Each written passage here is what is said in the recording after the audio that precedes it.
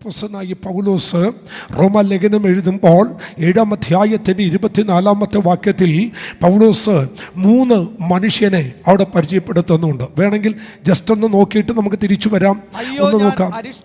അവിടെ ആമേൻ പറയുന്ന വാക്യം നിങ്ങൾ ശ്രദ്ധിക്കുക. അയ്യോ ഞാൻ അരിഷ്ട മനുഷ്യൻ. അടുത്തത്, ഈ മരണത്തിന് അധീനമായ ശരീരത്തിൽ നിന്ന് എന്നെ ആർ വിടുവിക്കും. 24-ാം വാക്യത്തിൽ നമ്മളൊരു മനുഷ്യനെ കാണുന്നു, അരിഷ്ട മനുഷ്യൻ. അരിഷ്ട മനുഷ്യൻ ആരെയാണ് ഈ അരിഷ്ട മനുഷ്യൻ എന്ന് പറയുന്നത്? ഞാൻ പണ്ടൊരിക്കൽ പറഞ്ഞത് ഓർക്കുന്നുണ്ട്, നിങ്ങൾ മറന്നോന്നറിയില്ല. ആർക്കെങ്കിലും അത് ഓർക്കാതെ ഉണ്ടെങ്കിൽ, മറന്നു പോയിട്ടുണ്ടെങ്കിൽ ഞാൻ ഒരിക്കൽ കൂടി അരിഷ്ട മനുഷ്യൻ എന്ന് പൗലോസ് ഉദ്ദേശിച്ചത് ആരെയാണെന്ന് ഞാൻ പറഞ്ഞു തരാം. അന്ന് യേശു കർത്താവിൻ്റെ ആ ജീവിതകാലത്തിൽ റോമൻ ഭരണം ശക്തിയോടെ അവൻ പ്രബലപ്പെട്ട് നിൽക്കുമ്പോൾ, യെരുശലേം മുഴുവൻ റോമൻ അധീനതയിൽ ആയിരിക്കുന്ന സമയത്ത് അവൻ യഹൂദന്മാരുമായുള്ള ബന്ധത്തിൽ അവരുടെ കുറ്റം ആരോപണങ്ങളും നിയമങ്ങളും അവരുടെ കുറ്റകൃത്യങ്ങളുമെല്ലാം യഹൂദ മര്യാദയ്ക്കനുസരിച്ചാണ് അവർ ചെയ്തുകൊണ്ടിരുന്നതും. റോമക്കാരായ അധികാരമുള്ള പോലീസുകാരും റോമക്കാരുടെയും കുറ്റവാളികളെ കൊല്ലുന്ന ഒരു ശൈലി ഉണ്ടായിരുന്നു.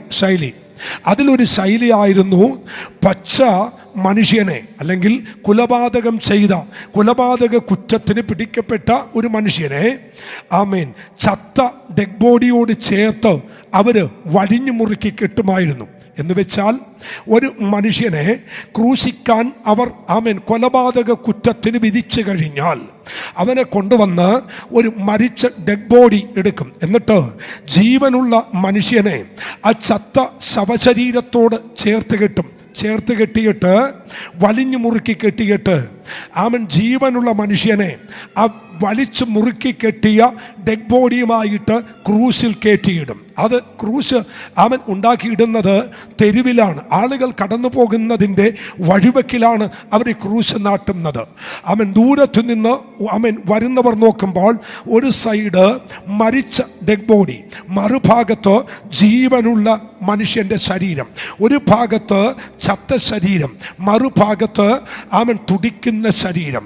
എഫ്രീമിനെ കുറിച്ച് പറഞ്ഞതുപോലെ മറിച്ചിടാത്ത ദോശ പോലെ, ഒരു ഭാഗം വെന്തത് മറ്റൊരു ഭാഗം വേഗാത്തത് പോലെ അങ്ങനെ തൂങ്ങിക്കിടക്കും. ശ്രദ്ധിക്കണം കേട്ടോ. തന്നെ ചേർത്ത് കെട്ടിയിരിക്കുന്ന ആരോടാണെന്നറിയാമോ?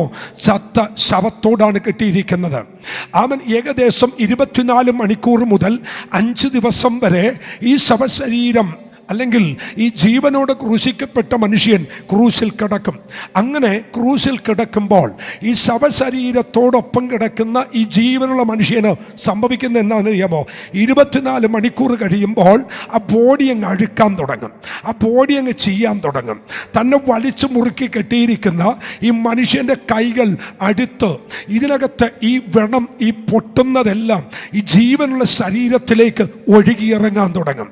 കുറച്ച് കഴിയുമ്പോൾ തൻ്റെ ഹാർട്ട് പൊട്ടാൻ തുടങ്ങും, തൻ്റെ അകത്തുള്ള ഓർഗനൈസ് എല്ലാം പൊട്ടാൻ തുടങ്ങും. പൊട്ടിക്കഴിയുമ്പോൾ ദുർഗന്ധം ഭവിക്കാൻ തുടങ്ങും.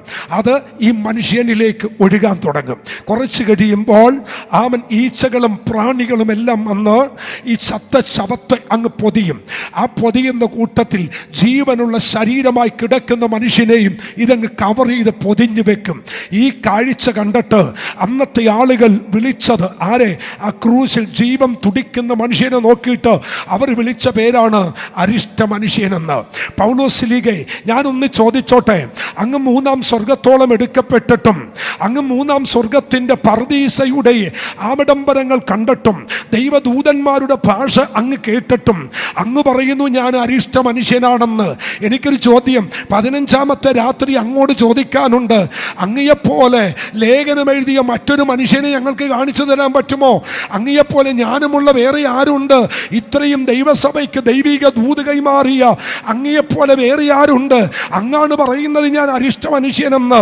ഒന്ന് പറഞ്ഞു തരാമോ എന്തുകൊണ്ട് അങ്ങനെ പറയുന്നത്? പൗലോസ് പറയും, ഒരു സൈഡ് ജീവൻ തുടിക്കുന്നുണ്ട്, എന്നാൽ എൻ്റെ ജഡത്തിൻ്റെ മറ്റേ ഭാഗത്ത് ജഡത്തിൻ്റെ പ്രവൃത്തി ഉയരുന്നുണ്ട്. ദൂത് മനസ്സിലായോ? 15-ാമത്തെ ദിവസം ഒരു സൈഡ് ജഡവും മറ്റേ സൈഡ് ജീവൻ തുടിക്കുന്ന ആത്മീക ശരീരവും കൊണ്ടാണ് ഞാനും നിങ്ങളും നടക്കുന്നതെങ്കിൽ നമ്മുടെ പേരാണ് അരിഷ്ട മനുഷ്യൻ. ആമേൻ. ഒന്നുകൂടി പറയാം കേട്ടോ. ഒരു സൈഡ് ആരാധനാലയത്തിൽ വരുമ്പോൾ അവൻ ജീവനുള്ള മനുഷ്യനോ പുറത്തോട്ട് ഇറങ്ങുമ്പോൾ ഒരു സൈഡ് ചത്ത മനുഷ്യനോ മറു സൈഡ് ജീവനുള്ള മനുഷ്യനുമായി നിങ്ങൾ വെളിപ്പെടുന്നെങ്കിൽ, പൗലോസിന്റെ ഭാഷ പറഞ്ഞാൽ നന്മ ചെയ്യുവാൻ ആഗ്രഹിച്ചിട്ടും ഇച്ഛിക്കാത്ത തിന്മ വെളിപ്പെട്ടു വരുന്ന ജഡീക പ്രമാണത്തിന്, ന്യായപ്രമാണമെന്ന ജഡീക പ്രമാണത്തിന് ഞാൻ കീഴ്പ്പെട്ടാണ് ജീവിക്കുന്നതെങ്കിൽ അയ്യോ ഞാൻ അരിഷ്ട മനുഷ്യനാണ്. ഒരു സ്വതന്ത്രം പറയാൻ പറ്റുമോ? എന്നാൽ എന്തിനാണ് ഈ ഉപവാസമെന്ന് ഞാൻ പറഞ്ഞു തരട്ടെ. അരിഷ്ട മനുഷ്യന്റെ ഈ അരിഷ്ടത മാറ്റാൻ ഒരാൾ നമുക്ക് വേണ്ടി മരിച്ച് അടക്കപ്പെട്ട് ഉയർത്തെഴുന്നേറ്റിട്ടുണ്ട്. ആ മനുഷ്യനിൽ നാം വരുമ്പോഴാണ് നമ്മുടെ അരിഷ്ടത മാറുന്നത്. അടുത്ത വാക്യം നിങ്ങൾ ശ്രദ്ധിച്ചേ, അടുത്ത വാക്യം ശ്രദ്ധിച്ചേ. അവൻ 7-ാം അധ്യായത്തിന്റെ 24-ാമത്തെ വാക്യത്തിൽ അവൻ 1-ാമത്തെ മനുഷ്യനെ നിങ്ങൾ കുറിച്ചു വെക്കണം. അയ്യോ ഞാൻ അരിഷ്ട മനുഷ്യൻ. വായിച്ചോ. അയ്യോ ഞാൻ അരിഷ്ട മനുഷ്യൻ, ഈ മരണത്തിന് അധീനമായ ശരീരത്തിൽ നിന്ന് എന്നെ ആർ വിടുവിക്കും? പൗലോസ് ചോദിക്കുന്നു, എന്നെ ആർ വിടുവിക്കും? എന്നെ ആരാ വിടുവിക്കുന്നേ? ഇതിനകത്തുനിന്നൊരു വിടുതൽ തരാൻ ആർക്ക് കഴിയും?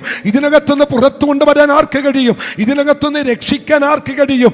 അതേ പൗലോസ് തന്നെ രക്ഷിക്കാൻ കഴിവുള്ളവനെ കണ്ടെത്തുന്നു. ആരെയാണ് കണ്ടെത്തുന്ന മനുഷ്യൻ? പറഞ്ഞു, കർത്താവായ യേശുക്രിസ്തു മുഖാന്തരം. ആമേൻ. ആരാണ് വിടുവിക്കാൻ കഴിവുള്ളവൻ? കരമുയർത്തി ഹല്ലേലൂയ പറ. അവൻ എന്നെ ആർ വിടുവിക്കും എന്ന ചോദ്യത്തിന് മറ്റാരും ഉത്തരം കൊടുക്കാതെ പൗലോസ് തന്നെ ഉത്തരം കണ്ടെത്തി. ആരാണ് എന്നെ വിടുവിക്കാൻ കഴിവുള്ളവൻ? നമ്മുടെ കർത്താവായ യേശു ക്രിസ്തു. അവൻ കരമടിച്ചു ദൈവത്തെ ആരാധിച്ചോ. ഈ പകൽ രാത്രിയിൽ ആത്മാവിൽ പ്രവചിച്ചുകൊണ്ട് പറയുന്നു, നിന്നെ വിടുവിപ്പാൻ കഴിവുള്ളവൻ ഉലകത്തിൽ വേറെ ആരുമില്ല. മതങ്ങൾക്ക് നിന്നെ വിടുവിപ്പാൻ കഴിയത്തില്ല.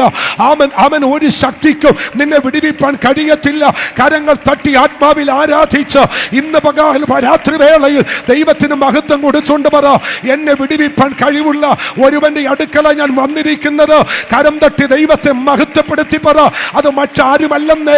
എൻ്റെ വീട്ടുകാരല്ല എന്നെ വിടുവിക്കുന്നത്, എൻ്റെ നാട്ടുകാരല്ല എന്നെ വിടുവിക്കുന്നത്, എൻ്റെ കുടുംബത്തിനകത്ത് പണമുള്ളവരോ ശ്രേഷ്ഠതയുള്ളവരോ അല്ല എന്നെ വിടുവിക്കുന്നത്.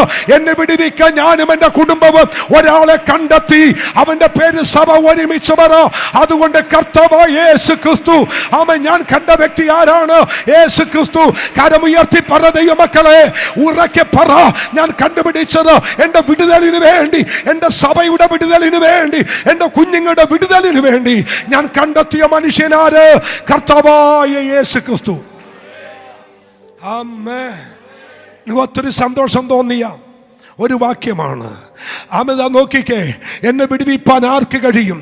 എന്നെ രക്ഷിക്കാൻ ആർക്ക് കഴിയും എന്ന് ചോദിക്കുന്ന ചോദ്യങ്ങൾക്ക് ഇന്ന് പകൽ രാത്രി വേളയിൽ ആത്മാവിൽ പ്രവചിച്ചുകൊണ്ട് പറയുന്നു, മതഭേദം എന്നെ, വർഗവർണ്ണ വ്യത്യാസം എന്നെ, നിറ വ്യത്യാസം എന്നെ, ഞങ്ങൾ പരിചയപ്പെടുത്തുന്ന യേശുവിന് നിന്നെ വിടുവിക്കാൻ കഴിയും. അത് നാളത്തേക്കല്ല, ഇന്ന് രാത്രി കേട്ടുകൊണ്ടിരിക്കുന്ന ഈ ശബ്ദധ്വനിയിലൂടെ എന്നെ ശ്രദ്ധിക്കുന്നവരുടെ ജീവിതത്തിൽ നിന്നെ വിടുവിപ്പാൻ കഴിവുള്ള ഒരു ദൈവം ഉണ്ടെന്ന് വിശ്വസിച്ച് ആമേൻ പറ.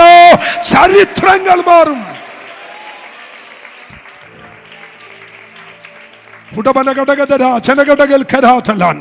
പരിശുദ്ധാത്മാവ് എന്നോട് ഇങ്ങനെ രാത്രി പറയാൻ പറയുന്നു, പ്രത്യക്ഷമായ ചില അടയാള സഹിതം ചില വിടുതലുകൾ നിന്റെ കുടുംബത്തിനകത്ത് സംഭവിക്കുന്നത് പരിശുദ്ധാത്മാവ് വെളിപ്പെടുത്തും.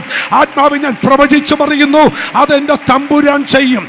എനിക്കറിയാം ഈ 15-ാമത്തെ രാത്രിയിൽ ഏതൊക്കെയോ സ്ഥലത്ത് ഏതൊക്കെയോ മേഖലകളിൽ നിന്നെ വിടുവിക്കത്തില്ല, ഒരു വിടുതൽ തരത്തില്ല എന്ന് വാദിച്ച ആമൻ കെട്ടിയ ചില കെട്ടുകളുടെ മേൽ ദൈവത്തിന്റെ ആത്മ പറയുന്നു, ഞാൻ നിന്നെ വിടുവിച്ചിരിക്കും. ദൈവദാസന്മാരെ, ദൈവദാസിമാരെ, മാതാവേ, പിതാവേ, പരിശുദ്ധ റൂഹ ഇന്ന് രാത്രി ആലോചന പറയുന്നു, നിന്നെ വിടുവിപ്പാൻ ശക്തനായ ഒരു മനുഷ്യൻ ഈ ലോകത്തിലേക്ക് വന്നു.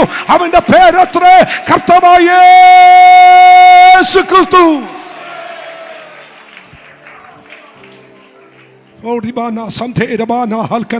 ഉടൽ ഘടക ജഗൽ കരാം തലാരകസി അതന പ്രൗഢി വൽക്കനക്കട്ടം ജലകട്ടാരി ഉടക ജഗനാഥനാരകസേ രബന്ധല.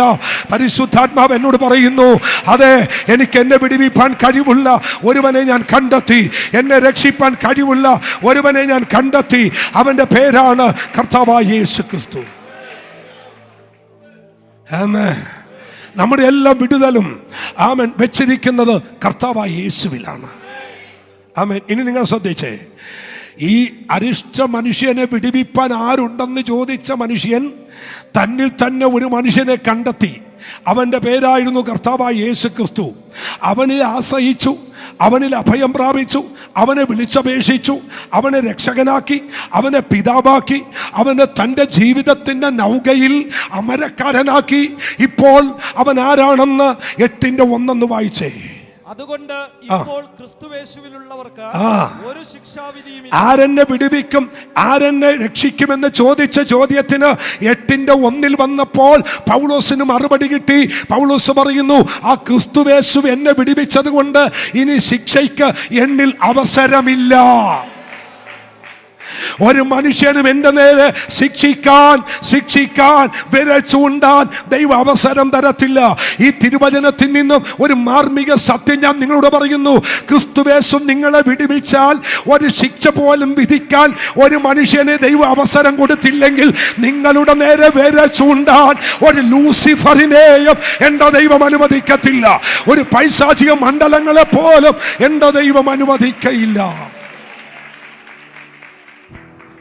സ്വോത്രം സ്വോത്രം സ്വോത്രം സ്വോത്രം സ്വോത്രം സ്വോത്രം സ്വോത്രം. ആ തിരുവചന സത്യം ഇന്ന് രാത്രിയിൽ ഇതിന്റെ നടുവിൽ വ്യാപരിക്കട്ടെ. ആമേൻ. ചിലർക്കൊരു ധാരണയുണ്ട്, ആമേൻ സ്തോത്രം, ആകാശത്തോട്ട് നോക്കി മുഷ്ടി യുദ്ധം ചെയ്യുന്നവരുടെ കൂട്ടത്തില നമ്മളെന്ന്. പക്ഷെ തെറ്റുപറ്റി കേട്ടോ. ആർക്കെങ്കിലും അങ്ങനെ ആരെങ്കിലുമൊക്കെ അറിയാത്തവർ ഞങ്ങളിൽ ലൈവിൽ ശ്രദ്ധിക്കുന്നെങ്കിൽ അവർക്കുള്ള മറുപടിയാ, ചുമ്മാ ആകാശത്തോട്ട് നോക്കി അവൻ മുഷ്ടി യുദ്ധം ചെയ്യുന്നവരോ ഐസ് കട്ടൊക്കെ പെയിന്റ് അടിക്കുന്നവരോ വെള്ളത്തിൽ വരവരക്കുന്നവരോ അല്ല. ഞങ്ങൾ കണ്ടാരാധിക്കുന്നവരാ, ഞങ്ങൾ അനുഭവിച്ചാരാധിക്കുന്നവരാ, ഞങ്ങൾ അവനെ തിരിച്ചറിഞ്ഞ് ആരാധിക്കുന്നവരാ. മനസ്സിലായവർക്ക് ഞാൻ ദൈവത്തെ സ്തുതിക്കുന്നു. ഒന്നുകൂടി പറയാ, അവനെ കണ്ടാരാധിക്കുന്ന, അവനെ മനസ്സലിഞ്ഞാരാധിക്കുന്ന, അവനെ തിരിച്ചറിഞ്ഞാരാധിക്കുന്ന ഒരു കൂട്ടം ദൈവജനമത്രേ ഇന്ന് പകൽ ഈ രാത്രി ഇതിന്റെ നടുവിൽ ആരാധിക്കുന്നത്. ദൈവമക്കളെ സന്തോഷത്തോടെ പറ, നമ്മളെ ഏതെങ്കിലും ഊഹാഭോഗത്തിൽ ദൈവത്തെ സേവിക്കാൻ ഇറങ്ങിയതല്ല, മനസ്സിലാക്കിയിട്ട് ദൈവത്തെ സേവിക്കാൻ ഇറങ്ങിയതാ. ആമേൻ ആമേൻ ആമേൻ ആമേൻ ആമേൻ ആമേൻ. ഞാൻ ഒരു ദൂതുകൂടി പറയാം കേട്ടോ. ആമേൻ. വിദ്വാൻമാർ കിഴക്കെന്ന് വന്നിട്ട് ഹേരോദാവിനോട് പറഞ്ഞൊരു ചരിത്രമുണ്ട്. എന്താണെന്നറിയാമോ? അവന്റെ നക്ഷത്രം ഞങ്ങൾ കിഴക്ക് കണ്ടു. ഞങ്ങളെ ആന്റി ചുമ്മാ ഇറങ്ങിയതല്ലെന്നേ, ഒരു കൊട്ടിനും പാട്ടിനും ഒരു മേളത്തിനും ഇറങ്ങിയതല്ല, അവന്റെ നക്ഷത്രം കണ്ടതിറങ്ങിയതാ. ഇന്ന് രാത്രിവേളയിൽ ഞാൻ അവനെ കണ്ടിറങ്ങിയതാ. വിശ്വാസമുള്ള എത്ര പേരുണ്ട്? ഞാൻ അവനെ അനുഭവിച്ചിറങ്ങിയതാ. ഞാൻ ചുമ്മാ ഇറങ്ങിയതല്ലെന്നേ, ഞാൻ അവനെ കണ്ടിറങ്ങിയതാ. ദൈവത്തിന്റെ പൈതല്, അവനെ കണ്ടിറങ്ങിയ നിന്റെ പടക് മുങ്ങ എന്റെ ദൈവം അനുവദിക്കയില്ലോ.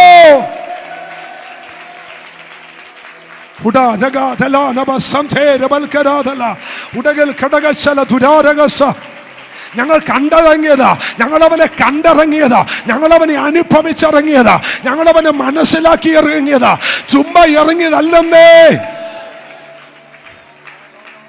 സ്വോത്രം സ്വോത്രം സ്വോത്രം സ്വോത്രം സ്വോത്രം.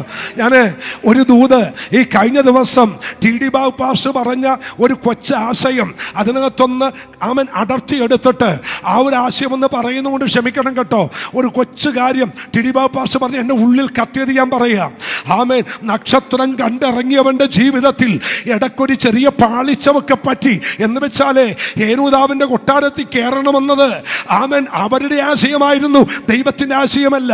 ഞാനൊരു ചോദ്യം ഒരിക്കൽ ദൈവത്തോട് ചോദിച്ചു, ദൈവമേ, അവർക്ക് മുൻപേ പോയ നക്ഷത്രം കൊട്ടാരത്തിലേക്കാണോ പോയത്? കൊട്ടാരത്തിലേക്കാണോ പോയത്? അല്ല പോയത്. അന്ന് ദൈവത്തിൻ്റെ ആത്മാവ് എന്നോട് പറഞ്ഞു, തിരുവചനം പഠിക്കാൻ പറഞ്ഞു. പഠിച്ചു വന്നപ്പോൾ മനസ്സിലായെന്നറിയാമോ? ബെത്ലഹേമിലേക്ക് പോകുന്ന വഴിയാത്രയുടെ നടുവില, വഴിയാത്രയുടെ മെയിൻ കേന്ദ്ര സ്ഥലത്ത് ഹേരോദാവിൻ്റെ കൊട്ടാരം ഇരിക്കുന്നേ. ഹേരോദാവിന്റെ കൊട്ടാരത്തിന്റെ നാഷണൽ ഹൈവേ കൂടി വേണം ഇവർക്ക് എവിടെ പോകാൻ? ബെത്ലഹേമിലേക്ക് പോകാൻ. അങ്ങനെ നക്ഷത്രം കൊണ്ടുപോകുന്ന പോക്കിൽ അകത്തൊരു മാനുഷിക ചിന്ത, യഹൂദന്മാരുടെ രാജാവ് ജനിച്ചെന്നല്ലേ, അങ്ങനെയാണെങ്കിൽ ഒന്ന് കൊട്ടാരത്തിലേക്ക് കയറിയേക്ക. റൂട്ട് മാറിപ്പോയിട്ടും റൂട്ട് തെറ്റാതെ കൊണ്ടുവന്നത് കണ്ടതുകൊണ്ടാ. മനസ്സിലായില്ലല്ലേ? കണ്ടിറങ്ങിയവന്റെ റൂട്ട് അല്പം മാറിയാലും ലക്ഷ്യത്തിലെത്തിക്കുന്ന ഒരു ദൈവത്തെയാ സേവിക്കുന്നത്. അല്പസ്വല്പമൊക്കെ എവിടേക്കോ പിഴച്ചുപോയി, അല്പസ്വല്പമൊക്കെ എവിടെയോ മാറിപ്പോയി, ഒരു ഡെസ്റ്റിനേഷൻ മാറിപ്പോയി, ഭാരപ്പെടണ്ട കേട്ടോ. 15ാമത്തെ ദിവസം നിന്നെ ദൈവം ആ റൂട്ടിലോട്ട് കൊണ്ടുവരുന്നു. ആത്മാവനോട് പറയുന്നു, പ്രാർത്ഥനയുടെ റൂട്ടിലേക്ക്, ആരാധനയുടെ റൂട്ടിലേക്ക്, അഭിഷേകത്തിന്റെ റൂട്ടിലേക്ക്, ദൈവകൃപയുടെ റൂട്ടിലേക്ക് ദൈവസഭ മടങ്ങി വരുന്നു, ദൈവമക്കൾ മടങ്ങി വരുന്നു.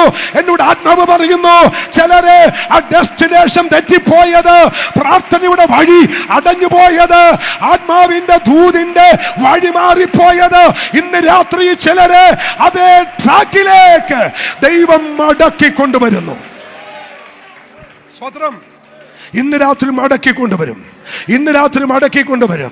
ഞാൻ ഇന്നിവിടെ രാത്രി നിൽക്കുമ്പോൾ ഒരു പ്രവചന ശബ്ദം എന്നതുപോലെ ഞാൻ ചിലരോട് ദൂത പറയുക, ജോബിനെ പരിശുദ്ധാത്മാവ് ഇന്ന് രാത്രി മോനെ നിന്നോട് പറയുക, നിന്നെ ദൈവം തിരിച്ചു കൊണ്ടുവരികയാ. എവിടേക്കാണെന്നറിയാമോ? ആ പണ്ടുണ്ടായ പ്രാർത്ഥനയുടെ അഭിഷേകത്തിലേക്ക് മടക്കി കൊണ്ടുവരും, ആരാധനയുടെ ആത്മാർത്ഥതയിലേക്ക് ദൈവം നിന്നെ മടക്കി കൊണ്ടുവരും. ഈ രാത്രി ആത്മാവ് എന്നോട് പറയുന്നു, അവൻ ഒരു അഭിഷേകത്തിലേക്ക് ദൈവസഭയെ മടക്കി കൊണ്ടുവരും. ആരുടെ ദൈവത്തിന്റെ ആത്മ പറയുന്നു, ഭാരപ്പെടണ്ട കേട്ടോ. എവിടെയോ വീണ് പോയി കേട്ടോ, എവിടെയോ പരാജയപ്പെട്ടു പോയി കേട്ടോ, എവിടെയോ ആ അന്തരീക്ഷം മാറിപ്പോയി കേട്ടോ. പരിശുദ്ധാത്മ പറയുന്നു, ഇന്ന് രാത്രി വേളയിൽ ആ ഡെസ്റ്റിനേഷനിലേക്ക്, ആ വഴിയിലേക്ക് എത്തിക്കേണ്ടിടത്ത് അവ തുടരേണ്ടത് പിന്നെയും തുടരാൻ ദൈവം നിന്നെ എത്തിക്കും.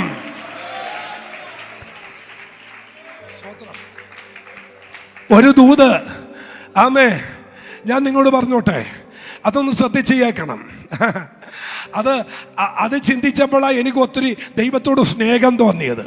എടാ, അവൻ യേശു കുഞ്ഞിനെ കൊല്ലുന്ന ഹേരോദാവ് നക്ഷത്രം പോകുന്ന വഴിയറമ്പിലുണ്ടെന്ന് കരുതി നിന്നെ ആ വഴി മാറ്റി ദൈവം കൊണ്ടുപോകുന്നു വിചാരിക്കണ്ട.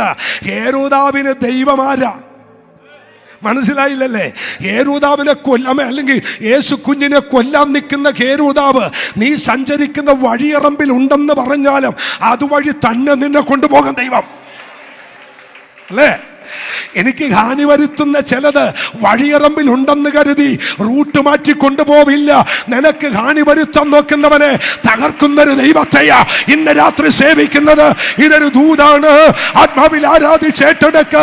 നിനക്കൊരു ഹാനി വരുത്താൻ, നിന്റെ തലമുറക്കൊരു ഹാനി വരുത്താൻ, നിന്റെ കുടുംബത്തിനൊരു ഹാനി വരുത്താൻ അവൻ വഴിയറമ്പിൽ പതിയിരിക്കുന്ന ശത്രുവുള്ള വഴി കൂടി തന്നെ ദൈവം നിന്നെ കൊണ്ടുപോകുമെന്ന് ഇന്ന് രാത്രി ആലോചന പറയുന്നു. ഇതൊരു പുതിയ ദൂതാണ്. ഞാൻ ആദ്യമായിട്ട് അത് പറയുന്നത്. ശത്രു പതിയിരിക്കുന്ന വഴിയറമ്പിൽ കൂടി തന്നെ ദൈവം നിന്നെ കൊണ്ടുപോകും. അവൻ നിനക്ക് വേണ്ടി പതിയിരിക്കുന്ന വഴി കൂടി തന്നെ ദൈവം നിന്നെ നടത്തിക്കൊണ്ടു പോകും. നിന്റെ പ്രാണന് വിലയിടുന്ന ശത്രു പതിയിരിക്കുന്ന വഴിയറമ്പിൽ കൂടി തന്നെ ദൈവം നിന്നെ കൊണ്ടുപോകും. എന്നിട്ട് നിന്റെ ജീവന്റെ വില ഞാനാണെന്ന് തെളിയിക്കുന്ന ദിവസങ്ങൾ മുന്നിലുണ്ടെന്ന് സൈന്യങ്ങളുടെ യഹോവ ഇന്ന് രാത്രി ആലോചന പറയുന്നു.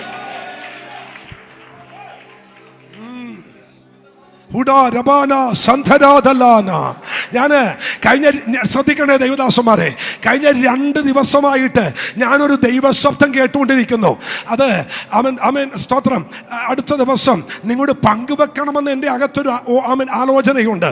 ഈ ദിവസങ്ങളൊക്കെ വളരെ ശക്തമായി ചില എന്താ പറയുന്നത്, വ്യക്തമായ ചില ദൈവശബ്ദം കേൾക്കുന്നുണ്ട്. കഴിഞ്ഞ ദിവസം എന്നോട് കർത്താവ് പറഞ്ഞു, ഒരു അടയാളം ഞാൻ തരും. ഞാൻ എന്താ കർത്താവ് അടയാളം? ശിംശോന്റെ മേൽ വ്യാപരിച്ച ദൈവശക്തി ഏതെന്ന് ദലീലക്കറിയത്തില്ല. ഒന്നുകൂടി പറയാം, ശിംശോന്റെ മേൽ കത്തുന്ന ദൈവശക്തി ഏതെന്ന് ദലീലേക്കും കൂട്ടർക്കും അറിയത്തില്ല.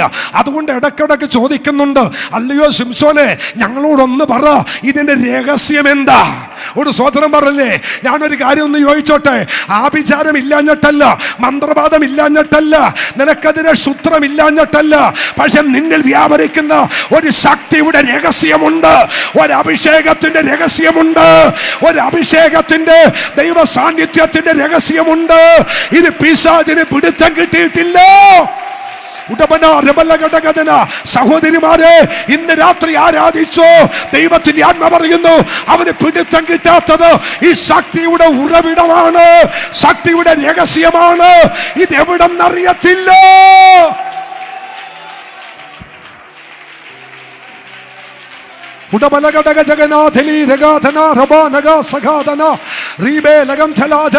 ദൈവജനം റെഡിയായിക്കോ. ഇന്ന് രാത്രി വേളയിൽ ഒരു അഭിഷേകത്തിന്റെ അധികാരത്തിന്റെ കൈമാറ്റം ദൈവസഭയുടെ മേലോ ഇവിടെ ഇരിക്കുന്ന ദൈവദാസന്മാരുടെ മേലോ കുടുംബങ്ങളുടെ മേലും ചലിക്കാൻ പോകുന്നു. ആത്മാവ് ഞാൻ പ്രവചിച്ചു പറയുന്നു, ഈ രാത്രിയിൽ നമ്മൾ മാത്രമേ ഇവിടെ ഉള്ളൂ, നമ്മൾ മാത്രമേ ഉള്ളൂ. പുറത്തൊന്നൊരു ദൈവദാസൻ ഇല്ല. അതുകൊണ്ട് തന്നെ ഇതിനകത്തൊരു അധികാരത്തിന്റെ കൈമാറ്റം ഇന്ന് രാത്രി സംഭവിക്കും.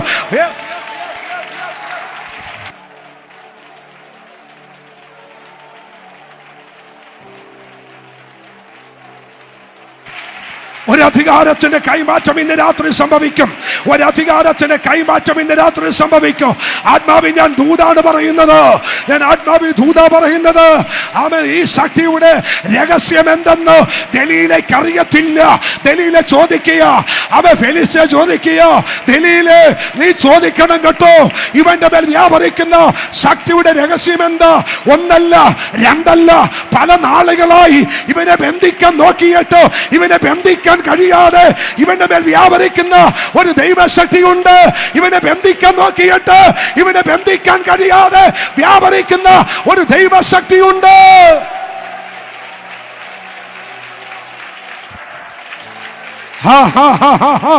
പരിശുദ്ധാത്മാവ് പറയുക, ഒരുപാട് നാളായി നോക്കുന്നത്, ഒത്തിരി നാളായി നോക്കുന്നത്, ഒത്തിരി ദിവസമായി നോക്കുന്നത് നിന്നെ വന്ന് ബന്ധിക്കാൻ, നിന്നെ വന്ന് കെട്ടാൻ, നിന്നെ വന്ന് അടക്കാൻ, നിന്നെ വന്ന് ഒതുക്കാൻ. പക്ഷേ പറ്റുന്നില്ല. ഇപ്പൊ ഫെലിസ്ത്യർ ചോദിക്കുക, ഇപ്പൊ ദലീലയെ വിട്ട് ചോദിക്കുക, ഇതെങ്ങനെയാ ഒക്കുന്നത്, ഇതെങ്ങനെയാ പറ്റുന്നത്?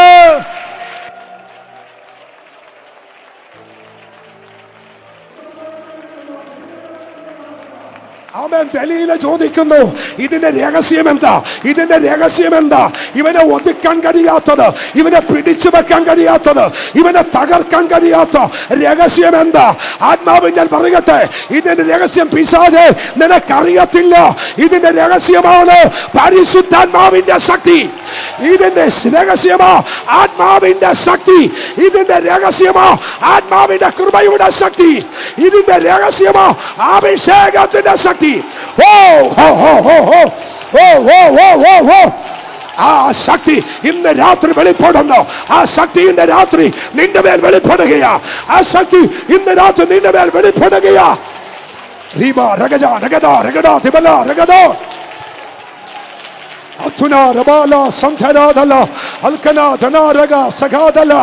ആ ശക്തി ഇന്ന് രാത്രി നിന്റെ മേൽ വെളിപ്പെടും, നിന്റെ മേൽ വെളിപ്പെടും, നിന്റെ മേൽ വെളിപ്പെടും. ക്ഷീണിച്ചു പോകരുത്, നിരാശപ്പെട്ടു പോകരുത്. ഈ രാത്രി വേളയിൽ ആ ശക്തിയുടെ രഹസ്യം ദൈവം വെളിപ്പെടുത്താൻ പോകുക. ആ ശക്തിയുടെ രഹസ്യം ദൈവം വെളിപ്പെടുത്താൻ പോകുക. യേശുവിന്റെ അധികാരമുള്ള നാമത്തിൽ അതിന്ന് രാത്രി വെളിപ്പെട്ടു വരട്ടെ.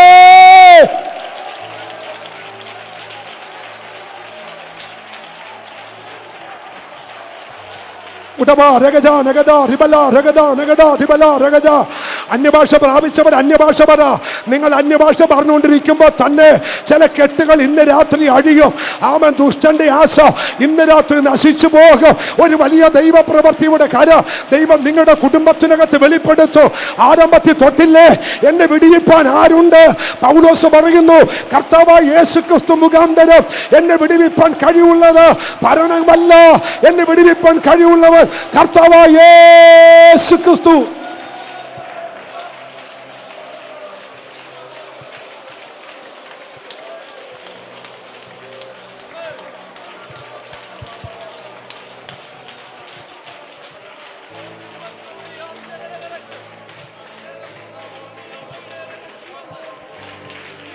ഓ ഷനാദാന ഹതലാദലാന. ആമേൻ. ഒരു ഹല്ലേലൂയ പറ.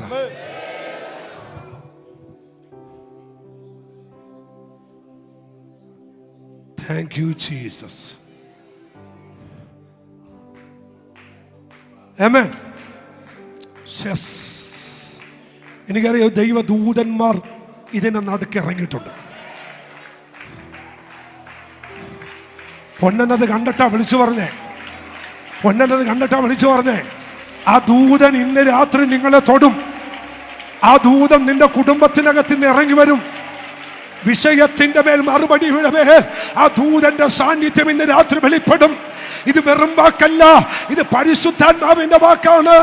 വിശ്വസിക്കുന്നവർ ഏറ്റെടുത്തോ. ആ ദൂത സാന്നിധ്യം ഇന്ന് രാത്രി നിന്റെ കൂടാരത്തിനകത്ത് ചലിക്കുന്നു, നിന്റെ കുടുംബത്തിനകത്ത് ചലിക്കുന്നു. വ്യക്തിപരമായി അനുഭവിക്കാൻ ഏൽപ്പിച്ചുകൂടെ.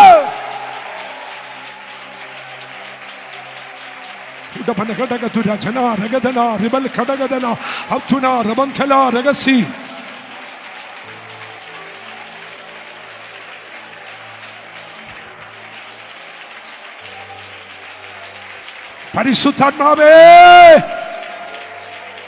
ഈ ആലയത്തിനകത്ത് മാത്രമല്ല, ഈ ആമൻ ദേശത്ത് ദൈവദൂതന്മാർ ഇറങ്ങട്ടെ. ദൈവപ്രവർത്തിക്ക് വിരോധമായി നിൽക്കുന്ന അന്തരീക്ഷ മണ്ഡലത്തിൽ ഉയർന്നു നിൽക്കുന്ന ആമൻ ആകാശത്തിന്റെ എല്ലാ ദുരാത്മ വ്യാപാരങ്ങളെയും ഇന്ന് രാത്രി വെട്ടിമാറ്റാൻ ദൈവദൂതന്മാർ ദേശത്ത് ഇറങ്ങട്ടെ, ദേശത്ത് ഇറങ്ങട്ടെ, ദേശത്ത് ഇറങ്ങട്ടെ. പാപത്തിനെതിരെ നിൽക്കുന്ന പൈശാചിക മണ്ഡലത്തെ വെട്ടാൻ ഇന്ന് രാത്രി ദൈവദൂതന്മാർ ആമൻ ദേശത്ത് ഇറങ്ങട്ടെ.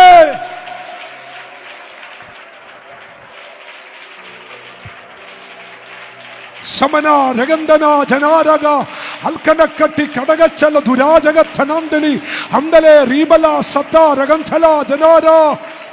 യേശുക്രിസ്തുവിന്റെ അധികാരമുള്ള നാമത്തിൽ ദൈവസഭ ഒരുമിച്ച് ഇന്ന് രാത്രി ജയമേറ്റെടുക്കുന്നു.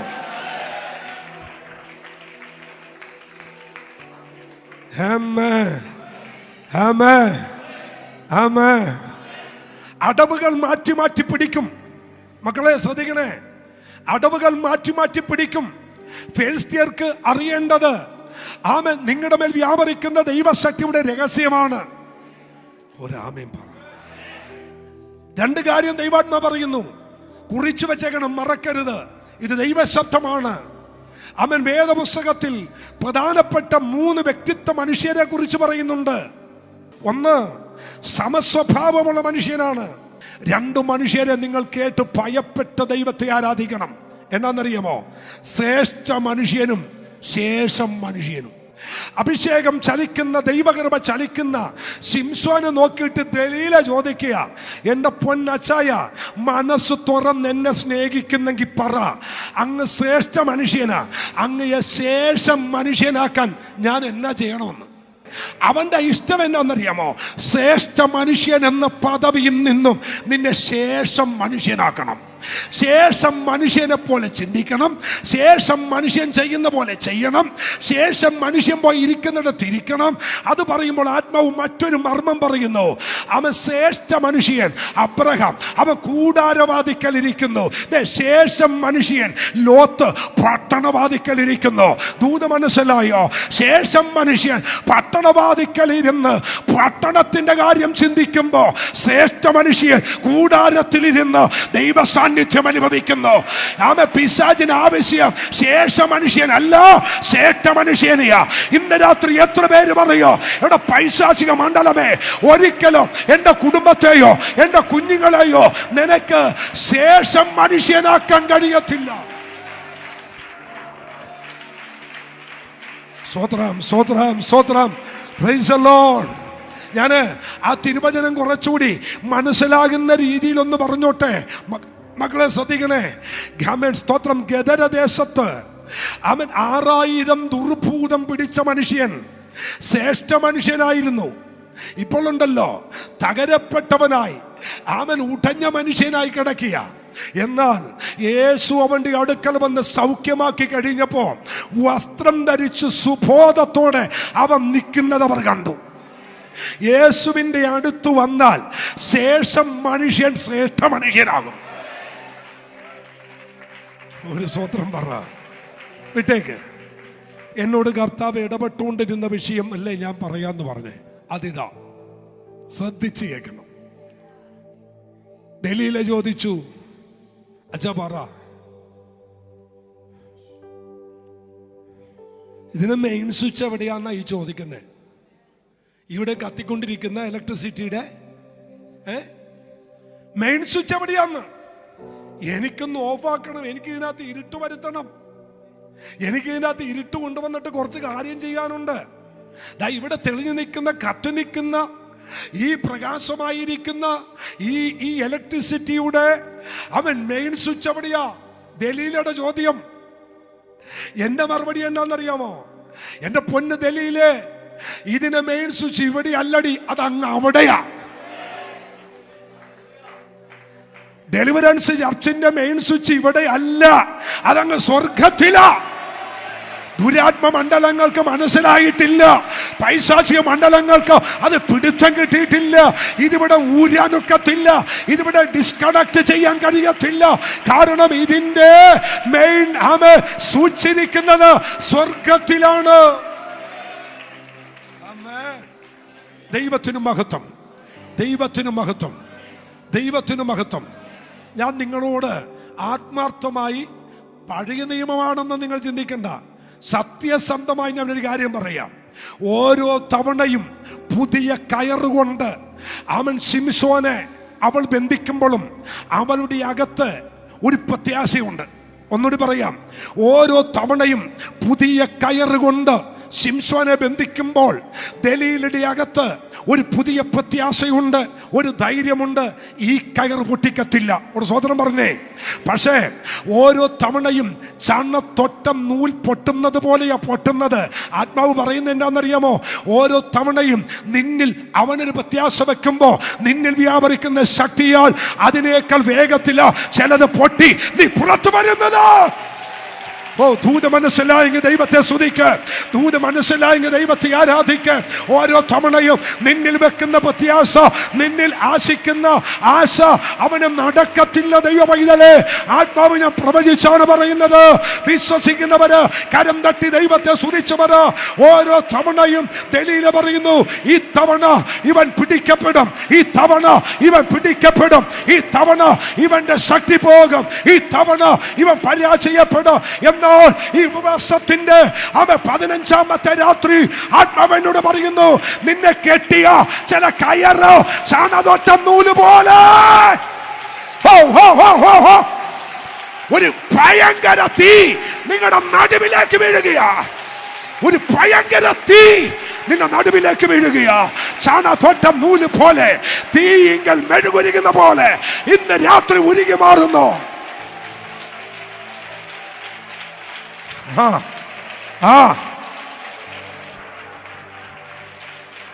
ജീസസ്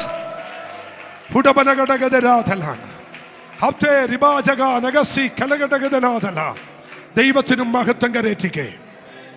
ഞാനൊരു കാര്യം ഇനി പറയുന്നത്, ഞാൻ എന്നോട് പരിശുദ്ധാത്മ പറഞ്ഞ കാര്യം പറഞ്ഞില്ല, അതിലേക്കാ വരുന്നത്. അത് പറയുമ്പോൾ നിങ്ങളുടെ അകത്തത് ആത്മാവ് ഇടപെടുന്നെങ്കിൽ ഒരു സ്തോത്രം ചെയ്യണം. ആമേൻ. ഓരോ സംഭവം കഴിയുമ്പോഴും, ഓരോ ഫൈറ്റിംഗ് കഴിയുമ്പോഴും, അങ്ങനെയാ ഞാൻ പറയാം, പിശാചിന്റെ ഓരോ അറ്റാക്ക് കഴിയുമ്പോഴും ശിംശോന്റെ ബലം എന്നാന്നറിയാമോ? ശിംശോന് പോയിരിക്കാൻ ഒരു പാറയുണ്ട്. പഠിച്ചിട്ടില്ലല്ലേ? അതെ, റെഫറൻസ് എടുത്തു പോയാൽ പിന്നെ തീരില്ല. എനിക്ക് വേറൊരു കാര്യം പറയണം, അത് എടുക്കുന്നില്ല. ഓരോ ഫൈറ്റിംഗ് കഴിയുമ്പോഴും അവനെ കാണത്തില്ല. ഓരോ യുദ്ധം കഴിഞ്ഞാൽ പിന്നെ കുറച്ച് ദിവസത്തേക്ക് ശിംശോൻ ഇല്ല. എവിടെ പോയി?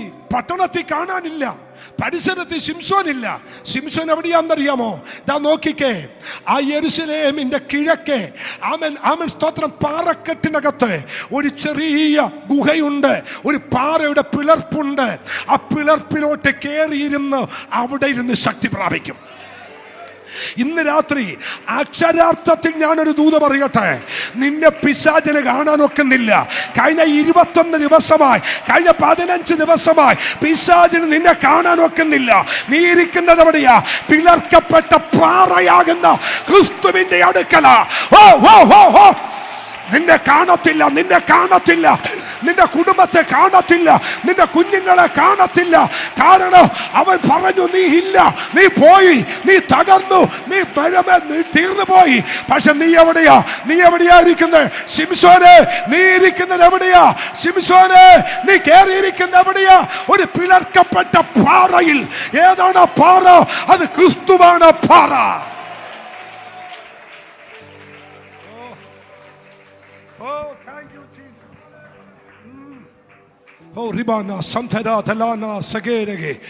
ഞാനൊരു കാര്യം ഒന്ന് പറഞ്ഞോട്ടെ. ആമേൻ പറഞ്ഞേക്കണം കേട്ടോ. തന്റെ തൂവൽ കൊണ്ട് അവൻ നിന്നെ മറക്കും.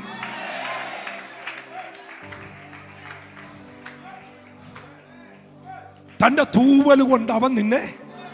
ശിംശോൻ ഇപ്പൊ ഇരിക്കുന്ന എവിടെയാണെന്നറിയോ? ഈ പാറയുടെ പിളർപ്പിലായിരിക്കുന്നേ. ആമേൻ. അവിടെ നിങ്ങൾ വീട്ടിൽ പോയിട്ട് ന്യായാധിപന്മാർ വായിച്ചാൽ മതി.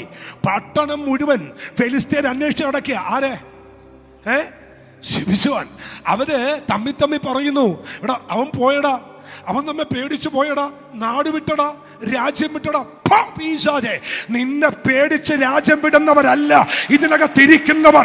മുഴു ശക്തിയോടെ വരുന്നുണ്ട്, അഭിഷേകത്തോടെ വരുന്നുണ്ട്, കൃപയോടെ വരുന്നുണ്ട്, ദൈവമഹത്വത്തോടെ വരുന്നുണ്ട്. പാറയുടെ പിളർപ്പിൽ ഇരിക്കുന്ന ദൈവദാസന്, പാറയുടെ പിളർപ്പിൽ ഇരിക്കുന്ന ദൈവമക്കള്, ആമേൻ ബലത്തോടെ. Oh oh oh yes yes yes yes yes yes yes. നിന്നെ ദൈവം പുറത്തു കൊണ്ടുവരുന്നത് ബലഹീനനായിട്ടല്ല. ദൈവം നിന്നെ പുറത്തു കൊണ്ടുവരുന്നത് ബലഹീനനായിട്ടല്ല.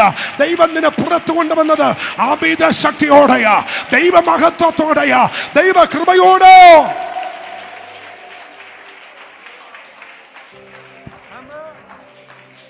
സ്വത്രം സ്വത്രം.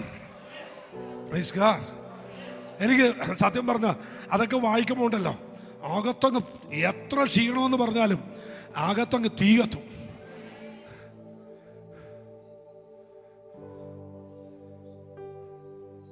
മകളെ, ഫെലിസ്ത്യരുടെ മെയിൻ കവാടമുണ്ട്. മെയിൻ കവാടം, അകത്തോട്ട് കയറുന്ന ഒരു മെയിൻ കവാടമുണ്ട്. ആ കവാടത്തിന്റെ ഫ്രണ്ട് ഡോറ്, അതിന്റെ ഒരു കട്ടിളപ്പടി, ഏകദേശം ഇതിന്റെ 3 കൂടിയ വലിപ്പമുള്ളതാ ഒരു കട്ടിളപ്പടി. അതിന്റെ ഉയരം ഏകദേശം 28-30 അടി ഹൈറ്റാ. മെയിൻ ഡോറാ പട്ടണത്തിൽ കയറുന്നേ. ഇതിന്റെ 2 വലിപ്പം വരുന്നതാ കട്ടല. ഇതിന് നടുക്കാണ് ഒറ്റ ഡോറ്, 2ആയിട്ട് തിരിച്ച, കണക്ട് ചെയ്ത് ഉള്ളിൽ തിരിച്ച ഒരു വലിയ ഡോറും ചെറിയ ഡോറും. ഇന്നലെ കണ്ടില്ലടാ എന്ന് പറഞ്ഞ അതേ ശിംശോൻ ഉണ്ടല്ലോ, പിറ്റേ ദിവസം രാവിലെ ഈ കട്ടലും ഡോറും പൊളിച്ച് തോളത്ത് വെച്ച് വരിക. ഒന്ന് സ്വത്രം പറഞ്ഞേ, സ്വത്രം പറഞ്ഞേ. നിങ്ങളൊന്ന് ഇമാജിൻ ചെയ്തേ, പിശാച് നിന്നെ അകത്തിട്ട് പൂട്ടി അവന്റെ കവാടം അടക്കാൻ നോക്കിയ അവന്റെ കവാടത്തിന്റെ വാതില് ഈ 15ാമത്തെ രാത്രി എന്റെ ദൈവം പൊളിച്ച് നിന്റെ കയ്യിലേക്ക് തരും. എന്നിട്ട് ദൈവം പറയുക, ഇല്ല, അവൻ നിന്നെ പൂട്ടാൻ നോക്കിയ ചില വാതിലുകൾ, നിന്നെ അടക്കാൻ നോക്കിയ ചില കഥകൾ ഇന്ന് രാത്രി ദൈവം നിന്നെ കൊണ്ട് അത് പൊളിപ്പിക്കാൻ പോകുക.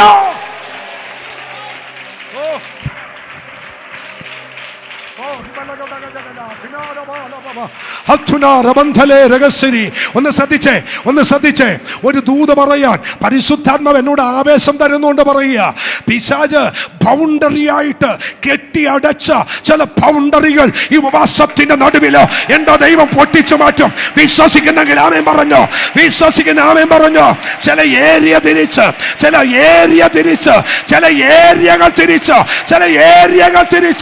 ബൗണ്ടറി വെച്ച, ചില ഏരിയകൾ തിരിച്ച് ബൗണ്ടറി വെച്ച ചില വാതിലുകൾ, ചില കട്ടളകൾ എന്റെ ദൈവം ഇന്ന് രാത്രി പൊളിക്കുക.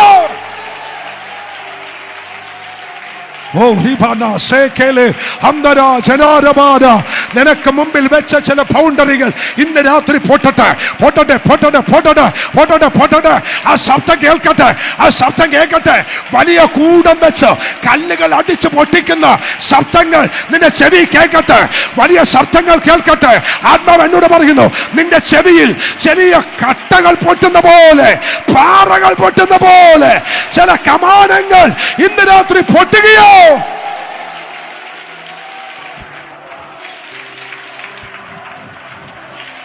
വലിയ ചില ആർച്ചുകൾ ഇന്ന് രാത്രി പൊട്ടുന്നു. വലിയ ചില കവാടങ്ങൾ ഇന്ന് രാത്രി പൊട്ടുന്നു. ആത്മാവ് എന്നോട് പറയുന്നു, ആമ തോപ്പുംപടിയിൽ നിന്ന്, ആമ എറണാകുളത്ത് നിന്ന്, ആമ കൊച്ചിയിലേക്ക് കയറുന്ന ചില കമാനങ്ങൾ, ആമ ചില ബൗണ്ടറികൾ പിശാച് വെച്ചത്, അഭിഷിക്തന്മാരെ കേറ്റാതിരുന്നത്, ദൈവ ഉണർവ് നടക്കാതിരുന്നത്, ദൈവകരം വെളിപ്പെടാതിരുന്ന ചില ബൗണ്ടറികൾ ഇന്ന് രാത്രി പൊട്ടുകയോ.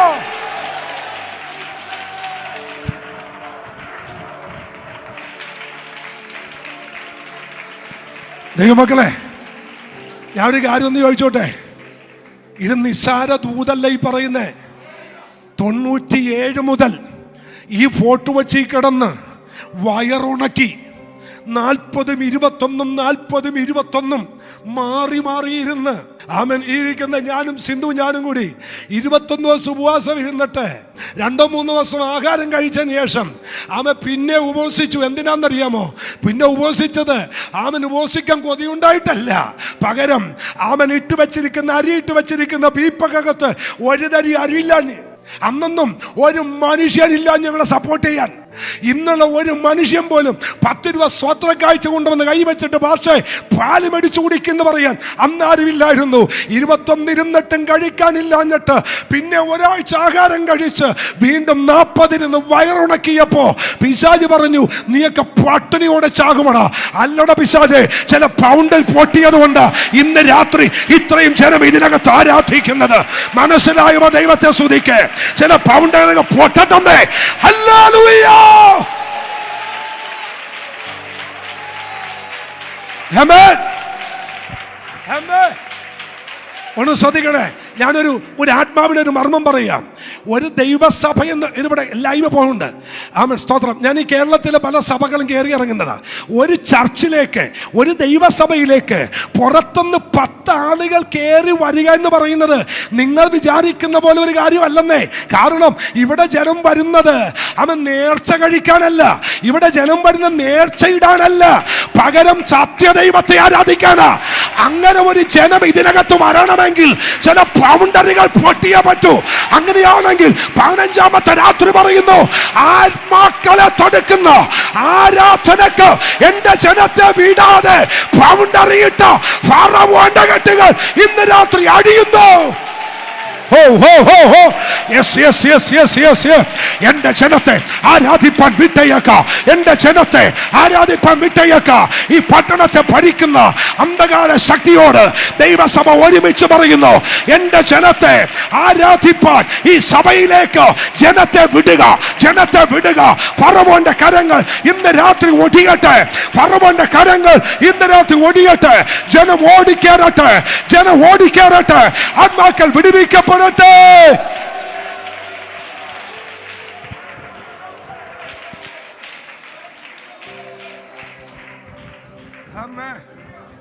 സ്വതന്ത്രം സ്വതന്ത്രം സ്വതന്ത്രം സ്വതന്ത്രം.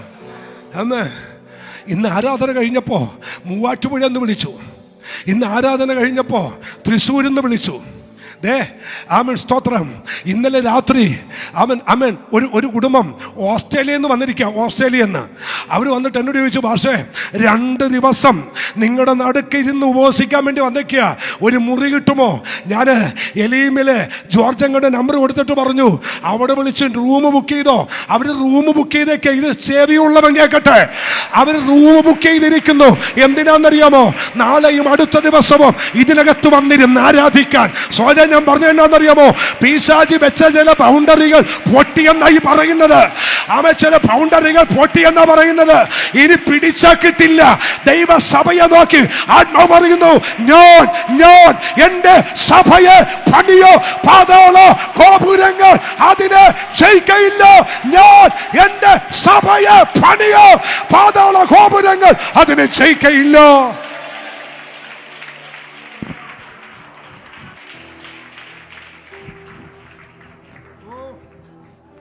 ഒരു സ്വത്രം പറ. ഞാൻ നിങ്ങളോട് പറയുന്ന ഒരു കാര്യം ആത്മാവിൽ പ്രവചിച്ച് പറയണം. വലതുകരം ഒന്ന് ഉയർത്ത്, എന്നിട്ട് പറ, എൻ്റെ കുടുംബത്തിൻ്റെ വിടുതലിന് പിശാചിട്ട ചില ബൗണ്ടറികൾ ഇന്ന് രാത്രി പൊട്ടുകയാണ്. പറഞ്ഞുകൊണ്ടിരുന്നോ. ഈ ഉപവാസം തീരുന്നതിന് മുമ്പ് നിന്റെ കുലത്തിൽ നിന്ന്, കുടുംബത്തിനകത്തുനിന്ന് ആളുകൾ രക്ഷിക്കപ്പെടും, ആളുകൾ വിടുവിക്കപ്പെടും. അവര് പറയും, നിന്റെ ദൈവത്തെ ഞങ്ങൾക്ക് വേണമെന്ന് പറയും. നിന്റെ ദൈവത്തെ ഞങ്ങൾക്ക് വേണം, നിന്റെ ആലയത്തിൽ ഞങ്ങളും വരുന്നുണ്ട്. എന്താ പിശാച് വെച്ചത്? ചില ബൗണ്ടറികൾ ഇട്ടിരിക്കുക. ഇവിടം വരെ മതി, ഇത്രത്തോളം മതി. ഹല്ലേലൂയ. ആമേൻ, ആമേൻ. ഞാനൊരു വാക്യം പറഞ്ഞാൽ നിങ്ങൾ ആമേൻ പറയുമോ? തെക്കിനോടും വടക്കിനോടും കിഴക്കിനോടും പടിഞ്ഞാറോടും പറയുന്നു, തടുത്തു വെക്കരുതോ, തടുത്തു വെക്കരുത്. എന്റെ ജനത്തിന്റെ നന്മയെ തടുത്തു വെക്കരുത്, എന്റെ ജനത്തിന്റെ വിടുതലിനെ തടുത്തു വെക്കരുത്. കരമടിച്ച് ദൈവത്തെ ആരാധിച്ചിട്ട് പറ, ഒരു നന്മയും തടുത്തു വെക്കരുത്, ഒരു സമാധാനവും തടുത്തു വെക്കരുത്, ഒരു ആരോഗ്യവും തടുത്തു വെക്കരുത്, ഒരു ദൈവകൃപയും തടുത്തു വെക്കരുത്. ഞങ്ങളെ കേട്ടുകൊണ്ടിരിക്കുന്ന, ആത്മാവിൽ ആരാധിച്ചുകൊണ്ടിരിക്കുന്ന, ലൈവിലൂടെ കേട്ടുകൊണ്ടിരിക്കുന്ന ദൈവജനത്തെ നോക്കി പരിശുദ്ധാത്മാവിൽ പറയുന്നു, അവരുടെ ഒരു നന്മയോ അവരുടെ ഒരു അനുഗ്രഹമോ തടുത്തു വെക്കരുത് യേശുവിന്റെ നാമത്തിൽ.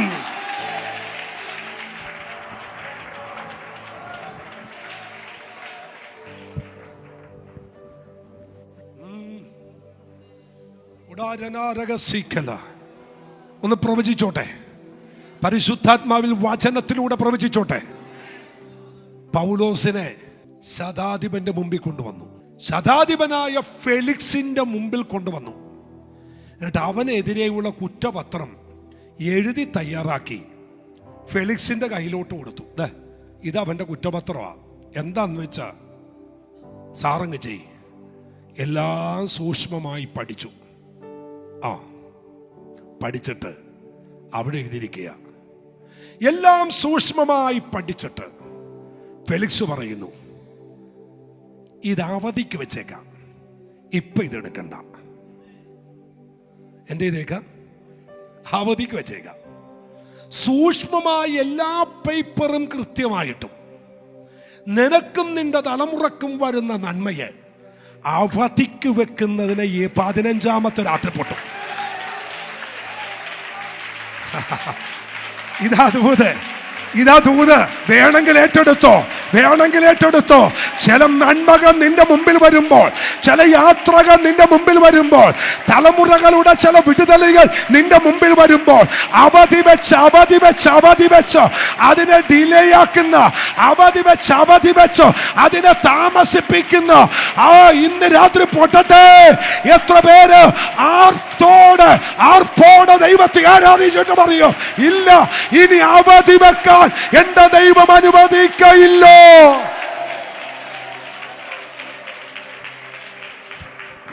സ്വത്രം, സ്വത്രം, സ്വത്രം. ഞാൻ ഒന്ന് ചോദിച്ചോട്ടെ, ടിറ്റുസുമറേ, അവൻ ഇത്രയും സൂക്ഷ്മമായി പഠിച്ചെങ്കിൽ താങ്കളിരിക്കുന്ന കസേരയിൽ ഇരുന്ന് അവസാനത്തെ തീർപ്പ് കൽപ്പിച്ച പോരെ? അവസാനത്തെ ഒറ്റ എഴുത്തും ഒറ്റ സിഗ്നേച്ചറും മതി. പൗലോസിന്റെ കാര്യത്തിൽ തീർപ്പ, എന്നിട്ടും എന്തിനാ ഇട്ടി വലിപ്പിക്കുന്നേ? എന്റെ ചോദ്യം, ദൈവമക്കളുടെ നന്മയെ ഇത്ര ഡിലേ ആക്കുന്ന പിശാചേ, നിന്റെ പരിപാടി കഴിഞ്ഞടാ. ഇനി എന്റെ കൂട്ടത്തിലുള്ള ഒരു ദൈവജനത്തിന്റെയും ഒരു നന്മയെയോ ഡിലേ ആക്കാൻ യേശുവിന്റെ നാമത്തിൽ ഞങ്ങൾ അനുവദിക്കയില്ല. ഈ 15ാമത്തെ രാത്രി യേശുവിന്റെ അധികാരമുള്ള നാമത്തിൽ ദൈവജനത്തിന്റെ നന്മയെ ഡിലേ ആക്കി അവധി വെച്ചോ അത് താമസിപ്പിക്കുന്ന കെടുതികൾ ഇന്ന് രാത്രി അഴിയട്ടെ.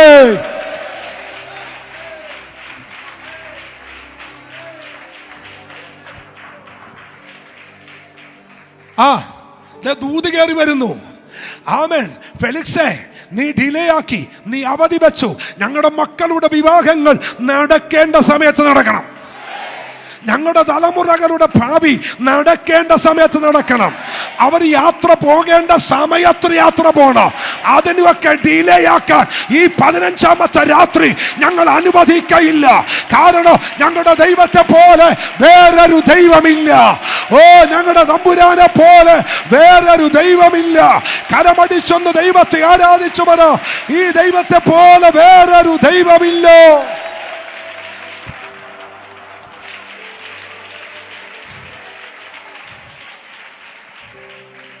സ്വത്രം, സ്വത്രം, സ്വത്രം. ആമേൻ. സന്തോഷമുണ്ടോ നിങ്ങൾക്ക്? ആമേനങ്ങ് പറഞ്ഞോ. കർത്താവ് അത് ചെയ്യുമെന്നേ, തമ്പുരാൻ അത് ചെയ്യുമെന്നേ. സ്തോത്രം, സ്തോത്രം, സ്തോത്രം. എനിക്കത് മനസ്സിലായി എന്താണെന്നറിയോ? ഒരു സാക്ഷ്യം ഞാൻ പറയാം, ഒരു സാക്ഷ്യം പറയാം. ഞങ്ങൾക്ക് കുഞ്ഞുങ്ങളില്ലാതെ 3.25 വർഷമായി കുഞ്ഞുങ്ങളില്ലാതിരുന്നിട്ട്. കല്യാണം കഴിഞ്ഞിട്ട് എൻ്റെയും ചേട്ടൻ്റെയും വിവാഹം ഒരു ദിവസത്തെ വ്യത്യാസത്തിലാണ്. ഞാൻ ഇവിടെ പറഞ്ഞിട്ടുണ്ട്, ചേട്ടന് 2 കുഞ്ഞുങ്ങളുണ്ട്, ഞങ്ങൾക്ക് 3.25 വർഷമായിട്ട് കുഞ്ഞുങ്ങളില്ല. വീട്ടുകാരുടെ സമ്മർദ്ദം, അവിടെ കാണിക്കും, ഇവിടെ കാണിക്കും, അവിടെ കൊണ്ടുപോയി, ഇവിടെ കൊണ്ടുപോയി, ആ ടെസ്റ്റ് ചെയ്യ്, ഈ ടെസ്റ്റ് ചെയ്യ്. ഞങ്ങൾ 2 പേരും കൂടി തീരുമാനം എടുത്തു, ഒരു ടെസ്റ്റും ചെയ്യുന്നില്ല, തമ്പുരാന്റെ സമയത്ത് ദൈവം തരട്ടെ. അങ്ങനെ ഇരിക്കുമ്പോഴാ പുതുവൈപ്പിൽ ആശാര്യോപദേശയുടെ കൺവെൻഷൻ, ഓർക്കുന്നുണ്ടോ? ആശാര്യോപദേശയുടെ കൺവെൻഷൻ എനിക്ക് ഭയങ്കര ഇഷ്ടമായൊരു മനുഷ്യനാണ്, എന്നെയും ഭയങ്കര സ്നേഹമാണ്. ആശാര്യോപദേശയുടെ സ്വന്തം വീടിന് മുറ്റത്ത് ഉദയംകുളങ്ങര ഒരു കൺവെൻഷൻ വെച്ചപ്പോൾ എന്നോട് പറഞ്ഞു, നീ വന്ന് പ്രസംഗിക്കണമെന്ന് പറഞ്ഞു. അങ്ങനെ ഞാൻ പോയി ആശാര്യോപദേശിയുടെ വീണ്ടും പഴയ വീടിന് മുറ്റത്തൊരു കൺവെൻഷനിൽ പോയി പ്രസംഗിപ്പാൻ ഈ എളിയവനൊരു ഭാഗ്യമുണ്ടായി. അപ്പം ഞാൻ ആശാര്യോപദേശിയുടെ കൺവെൻഷൻ കൂടെ പുതുവൈപ്പിൽ ചെന്നപ്പോൾ കൺവെൻഷൻ കഴിഞ്ഞ് പുള്ളി പ്രസംഗം കഴിഞ്ഞ് ഗ്രൗണ്ടിലോട്ട് ഇറങ്ങി വന്നപ്പോൾ എന്നോട് ചോദിച്ചു, എന്താ സുഖമായിരിക്കുന്നു? ഞാൻ സുഖമാണ് ആശാ, ഈ 3.25 വർഷമായി കുഞ്ഞുങ്ങളില്ലെന്ന് പറഞ്ഞു. കുഞ്ഞുങ്ങളില്ലേ? അവളെന്തേടാ ദൂതൻ ചോദിച്ച പോലെ. അപ്പം ഇവള് ഈ അവിടെ കസേര കൂട്ടുന്ന സമയത്ത് ഞാൻ പറഞ്ഞു, സിന്ധു നിങ്ങൾ വരാൻ പറഞ്ഞു. നേരെ ആശാര്യോപദേശം എടുത്തോട്ട് വന്ന സമയത്ത്, എന്തുണ്ട് മോളെ? സുഖമായിരിക്കുന്നു. കണ്ണടച്ച്. എൻ്റെ പൊന്നപ്പച്ച, കൊടുക്കേണ്ട സമയത്ത് കൊടുക്കാതെ വല്ലപ്പോഴും കൊടുത്തിട്ട് കാര്യമില്ല. അത് എവിടെയാണോ തടസ്സം, ആ തടസ്സം ഇന്ന് രാത്രി മാറട്ടെ. കൃത്യം 3-ാമത്തെ മാസം ദൈവം ഇവനെ തന്നു. കൃത്യം 3. ഒരു മനുഷ്യന്റെ വാക്കിന്റെ വായിലെ വാക്കിന്റെ ആഴം. ഇന്ന് രാത്രി കരമുയർത്തിക്കൊണ്ട് പറ, ഡിലേ ആക്കരുത്. പറഞ്ഞോ, എൻ്റെ കുഞ്ഞുങ്ങളുടെ നന്മയെ, ഞങ്ങൾ അനുഭവിക്കേണ്ട നന്മയെ അവനോട് പറയുക, ഇനി അത് ഡിലേ ആകരുത്. സ്വർഗത്തിൻ്റെയും ഭൂമിയുടെയും നാഥനായ നസറത്തുകാരനായ യേശു ക്രിസ്തുവിൻ്റെ അധികാരമുള്ള നാമത്തിൽ എൻ്റെ സഭയെ നോക്കി, എൻ്റെ കുടുംബങ്ങളെ നോക്കി, സഭയിലെ വ്യക്തികളെ നോക്കി, ഞങ്ങളുടെ തലമുറകളെ നോക്കി, അവൻ സഭയെ നോക്കി ആത്മാവിൽ പ്രവചിച്ചു പറയുന്നു, ഒരു നന്മയും ഇനി ഡിലേ ആവരുത്. ഈ വചനത്തിന് മുമ്പിൽ പ്രതികരിക്കുന്നവർ ഇരു കരങ്ങൾ കൂട്ടിയടിച്ച് ദൈവത്തെ വന്ന് സ്തുതിച്ച്.